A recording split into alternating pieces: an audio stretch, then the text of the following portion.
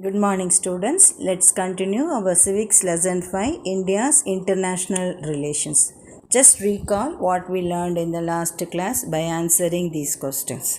What are the neighboring countries of India? That is, India is surrounded by Pakistan and Afghanistan in the northeast, China, Nepal and Bhutan in the north, Bangladesh and Myanmar in the east, Sri Lanka in the southeast and Maldives in the southwest. Which country share the longest land border? That is Bangladesh. Which is the poorest country in the world? Bhutan. Name the boundary line between India and China, McMahon Line. Dash is India's gateway to Southeast Asia, Myanmar. What is Brandeis? It is a government city in Visakhapatnam, invested by Sri Lanka. So now we'll continue our lesson. That is India's relation with developed countries. That is developed countries that are highly developed and equipped with advanced technology. So India is making relation to develop our economy. So in that way we are maintaining relationship with developed economies of the world. We'll see one by one. India and USA. India and United States of America, that is USA, has signed Communication Compatibility and Security Agreement. It is simply called as COMCASA. So that will lead to a new generation of bilateral military partnerships. Again, bilateral, that is between two countries, India and USA. And this, it is valid for a period of 10 years. So COMCASA gives India access to advanced communication technology used in US defense equipment and allows real-time information sharing between the militaries of these two countries. So to maintain our military with advanced communication technology, we made this bilateral agreement between India and USA, that is called as COMCASA. For example, the recent China's encroachment over India's border was revealed by NASA under this COMCASA agreement. That is about the relationship between India and USA. Now next one is about India and European countries. India is maintaining cordial relation with European countries like United Kingdom, France, Germany, Italy, Switzerland and etc. We made a progress in defense to counter terrorism and developed nuclear energy sector and space technology. French space launch pads are used by ISRO, that is our Indian Space Research Organization. We are using the French space pads. And India and France are cooperating on developing smart cities in Chandigarh, Nagpur and Pondicherry. So smart city is a recent concept in India. So it was sponsored by France for developing Chandigarh, Nagpur and Pondicherry. Based on that, now Indian government is converting the cities into smart cities nowadays. So for example, now you can see it in our place in Tirunelveli, we are converting Tirunelveli into a smart city. So for example, I am telling that.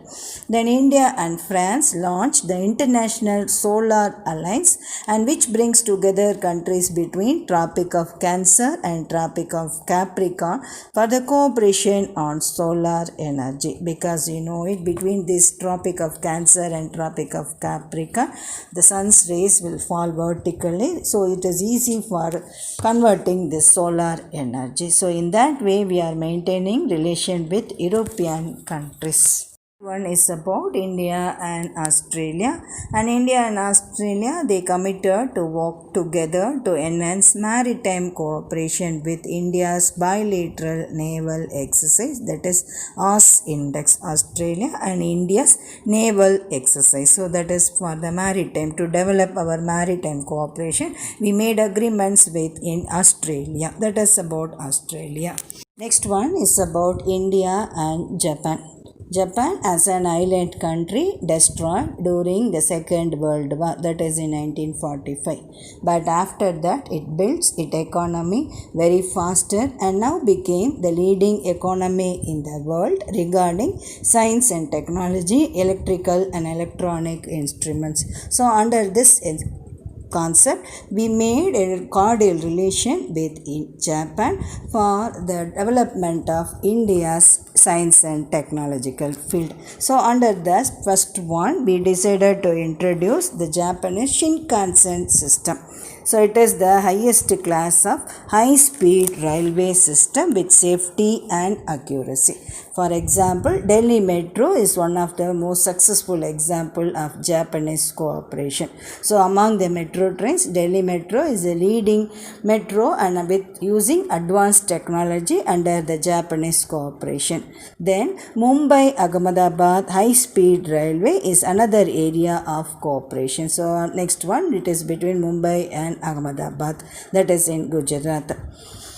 Then, in the manufacturing sector, Japan announced its cooperation of training 30,000 Indian people in the Japan-India Institute of Manufacturing.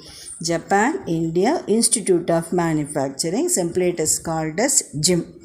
It provides Japanese-style manufacturing skills to enhance India's manufacturing industry base and contribute to Make in India and Skill India initiatives. So, Make in India, that is also a recent concept introduced by our present Prime Minister, Mr. Narendra Modi.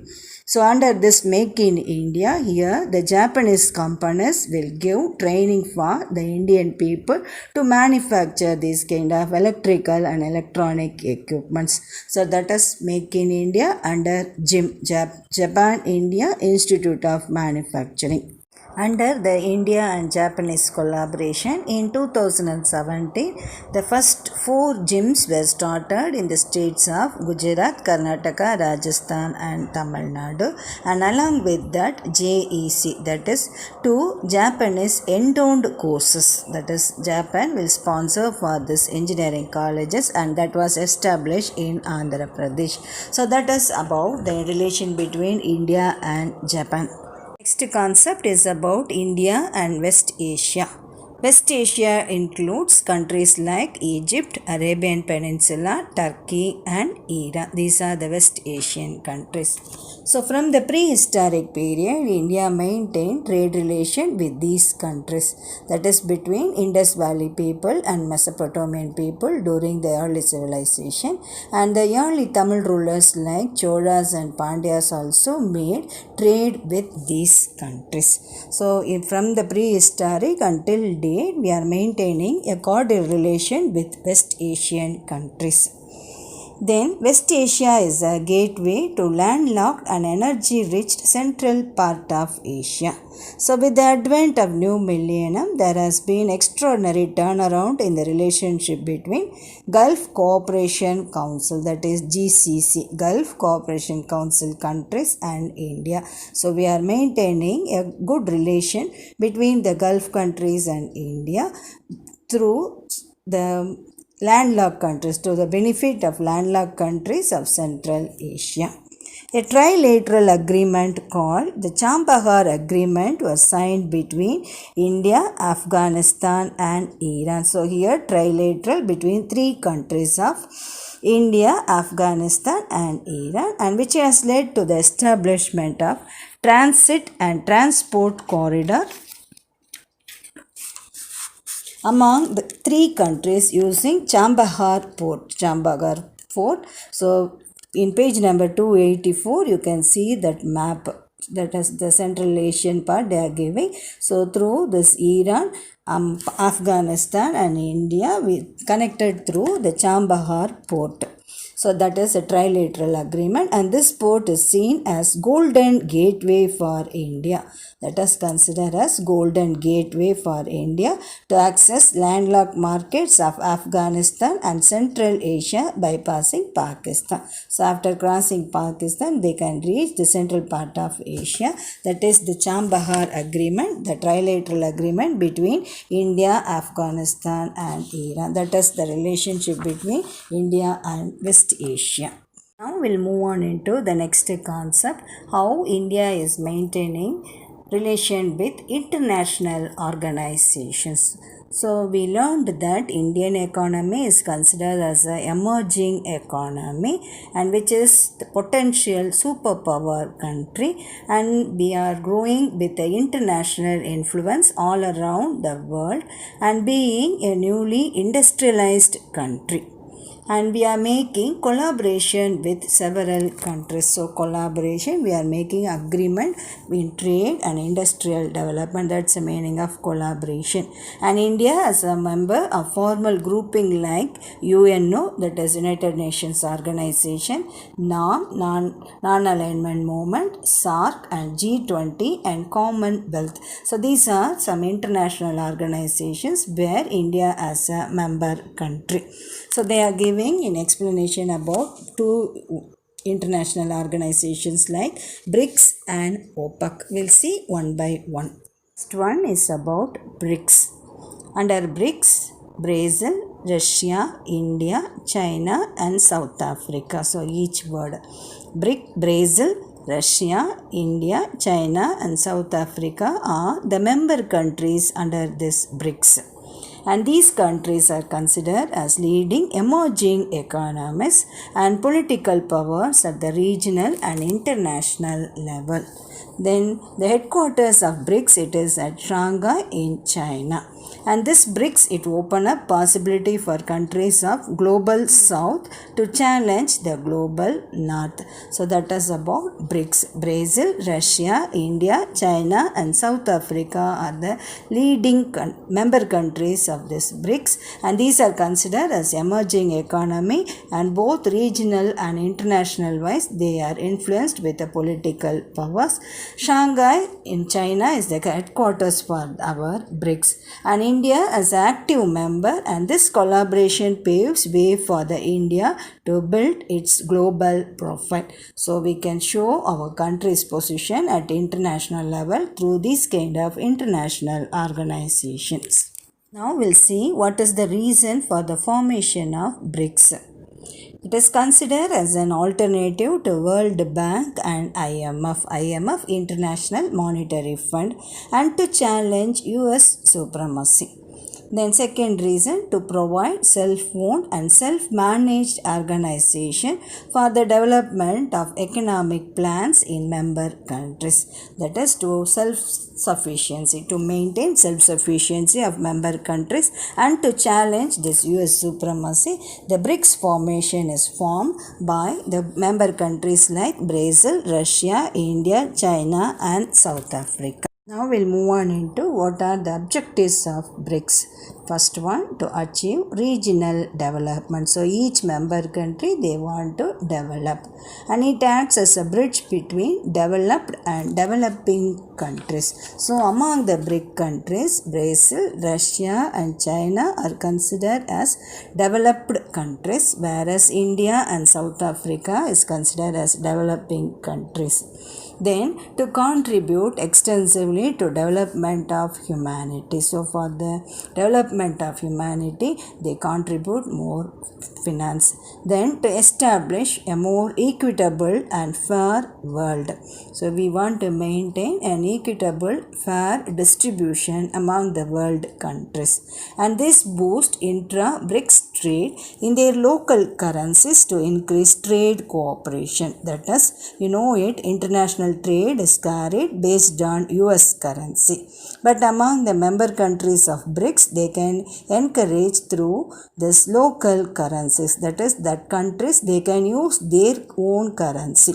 So by using this they can cope with the current international financial crisis. To overcome the financial crisis, the BRICS countries they can follow trade with their local currency, and to promote the technological information exchange among the member states. So information technology is a leading industry for the development of science as well as for industrial development. So we are promoting this technological information. Then to enhance inclusive economic growth that will lead to an increase in the creation of jobs, to fight against poverty and accelerate the economic transformation of members. So for the creation of jobs, that is basically in India and South Africa, people are facing with unemployment problem. To overcome this one and to fight against poverty and accelerate, that is to develop economic transformation of members. So these are the objectives of BRICS. The term, that is the acronym BRICS, was coined by Jim O'Neill, a famous British economist. Okay, acronym, that is BRICS. We are talking about BRICS, that is Brazil, Russia, India, China and South Africa. So that acronym was made by Jim O'Neill. The concept is about financial architecture of BRICS, that is, which organization is providing finance for the member countries. The first one, New Development Bank, NDB. It is a multilateral development bank, and the primary objective of this bank is to lend money for the infrastructure projects and to contribute to developmental plans established nationally through projects that are socially, environmentally and economically sustainable. So regarding all sources of our economic development, that is socially, environmentally and economically sustainable projects are sponsored under this NDB, New Development Bank scheme. This is a multilateral development, multilateral between many countries. Then second one, the Contingent Reserve Arrangement, CRA. Contingent, that is for emergency purpose. We are maintaining this reserve money. So this is for providing protection against global liquidity pressures, which includes currency issues. So liquidity means that is flow of currency throughout world countries during international trade. So whenever any currency problem arises, the Contingent Reserve Arrangement, that is contingent fund, will be released for the member countries of BRICS.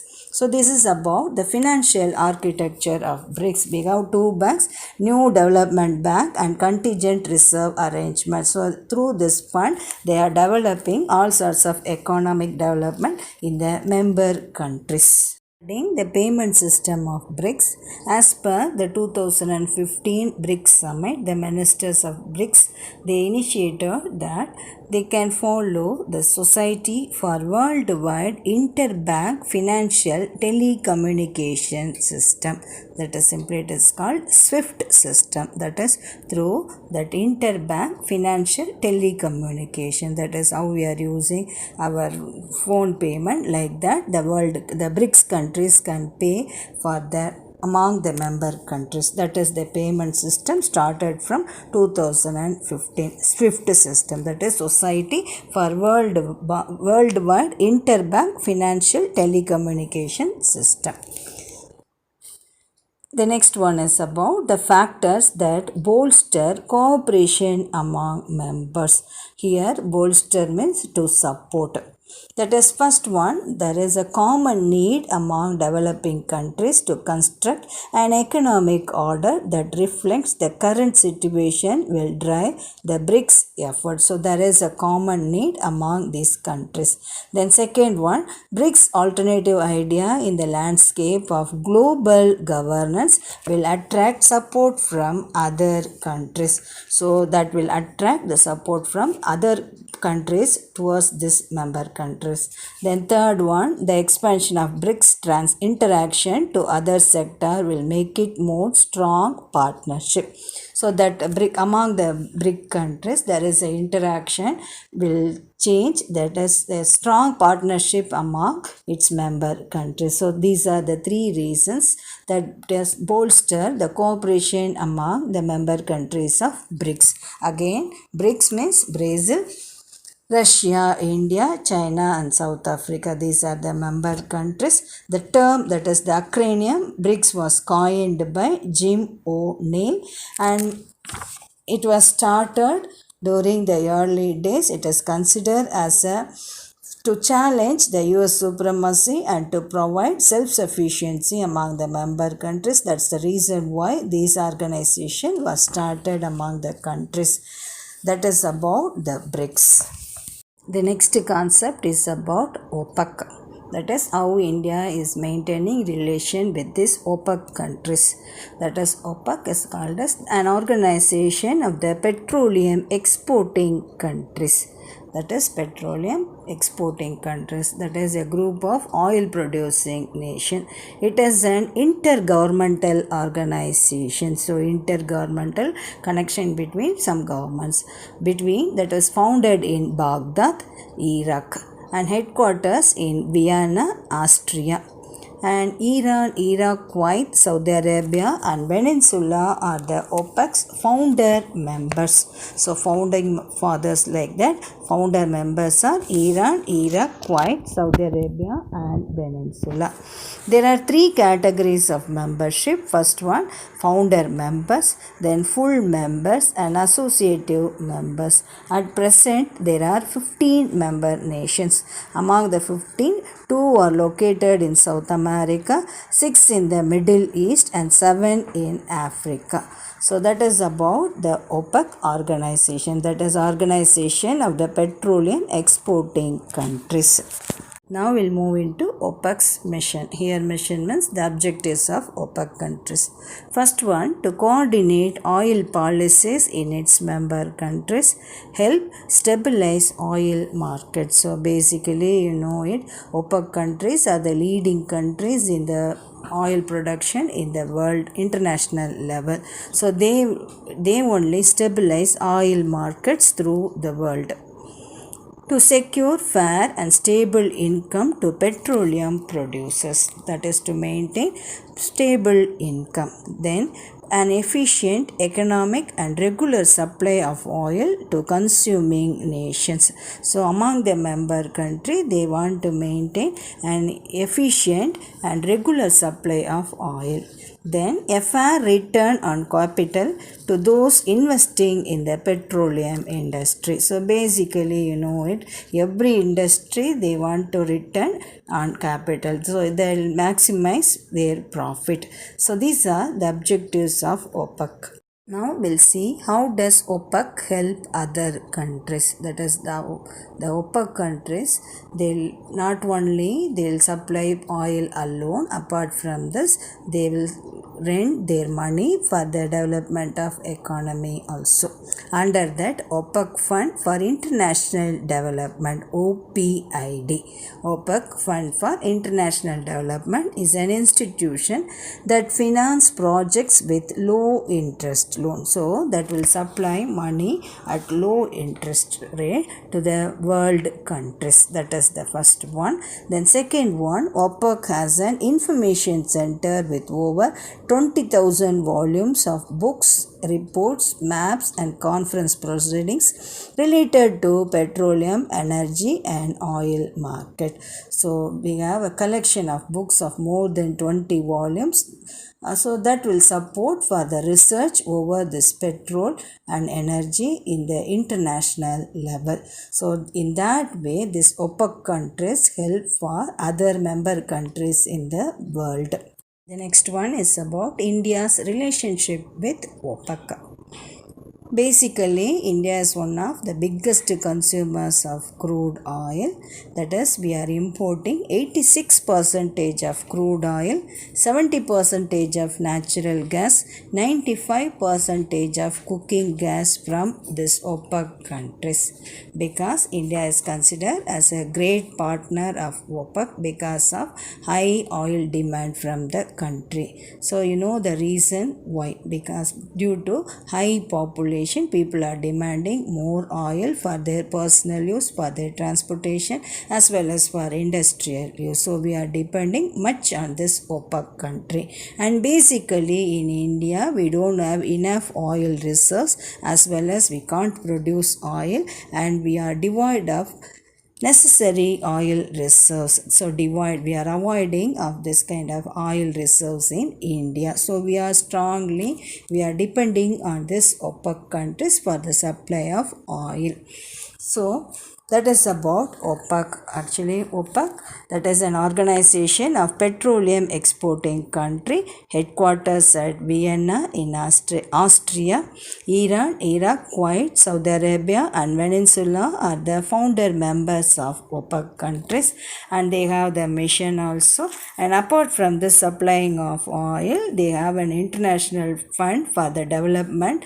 They'll give finance, they'll support finance with low interest rate, as well as this OPEC as an information center which consists of more than 20,000 volumes of books, reports and maps, and that will encourage for the research over this petroleum and oil production for the world countries. So that is about OPEC.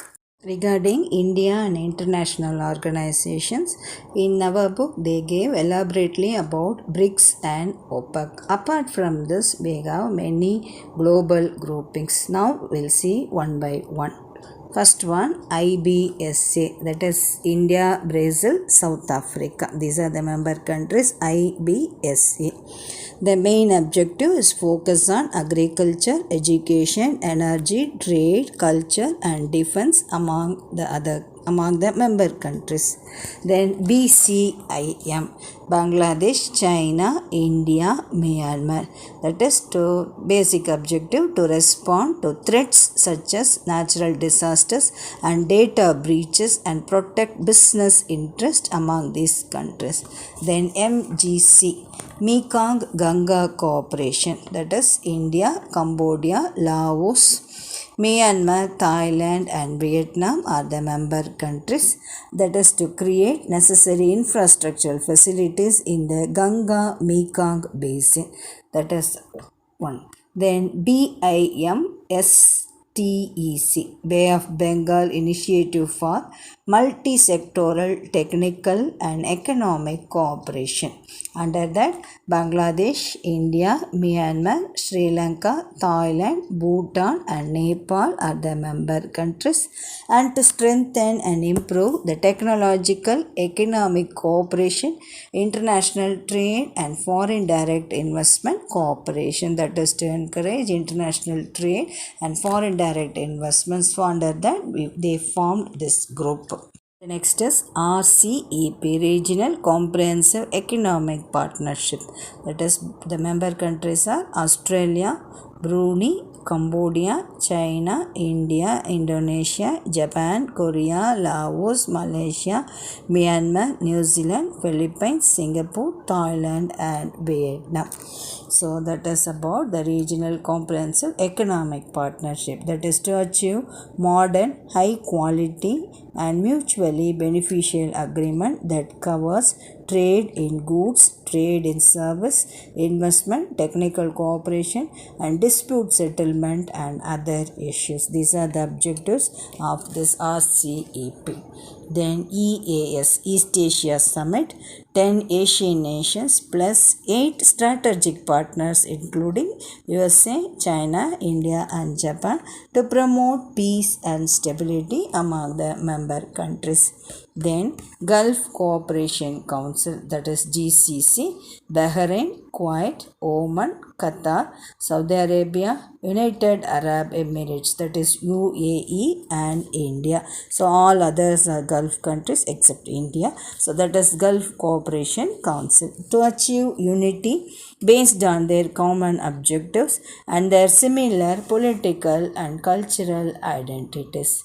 Then BBIN, Bangladesh, Bhutan, India, Nepal. So that is an organization regarding our neighboring countries, Bhutan, Bangladesh and Nepal, for energy development. Then SCO, Shanghai Cooperation Organization, Shanghai, that is in China, India, Kazakhstan, China, Kyrgyzstan, Pakistan, Russia, Tajikistan and Uzbekistan.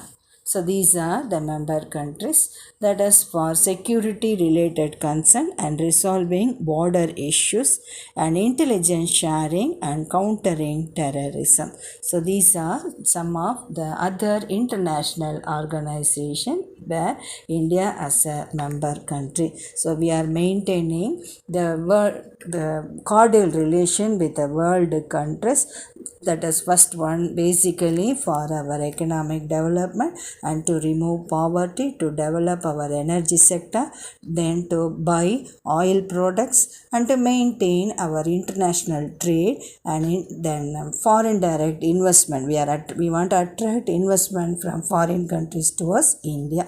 So in that way we are maintaining a global relationship with other countries. In today's class, we learned about India's relationship with developed countries like USA. Under USA, we made COMCASA, that is Communication, Compatibility and Security Agreement. Then under European countries, relation with European countries, then Australia, Japan. Under Japan, we talked about JIM, that is Japan India Institute of Manufacturing. And India and West Asia, there is a trilateral agreement called Chambagar Agreement that was signed between India, Afghanistan and Iran. Then we talked about this India and international organization, that is how we are maintaining international. Under that, we are the member country under UNO, NORM, SAARC, G20 and Commonwealth, BRICS and OPEC. So we talked about BRICS, Brazil, Russia, India, China and South Africa. The reason for the formation of BRICS is to challenge the US supremacy over the World Bank and IMF and to provide and maintain self-sufficiency of the economy of the member countries. Then the term, that is the acronym of BRICS, was coined by Jim O'Neill. Then we talked about OPEC, that is an organization of the petroleum exporting countries, and they have the mission, and they have the headquarters at Vienna in Austria. Iran, Iraq, Kuwait, Saudi Arabia and Venezuela are the founder members of OPEC. Apart from this supplying of oil, they are helping the world countries through their international finance, and they have the information center for research work also. So that is about our lesson, India's international relations.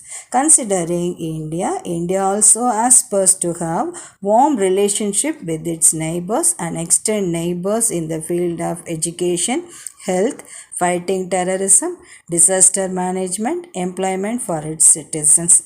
So in that way, we are maintaining a cordial relation. So each country need a cordial relationship to support their economic development. Likewise, we people also need a cordial relation among the family members as well as among the neighbors. So we maintain a good relation and we can enjoy our life. That's all, students. Thank you.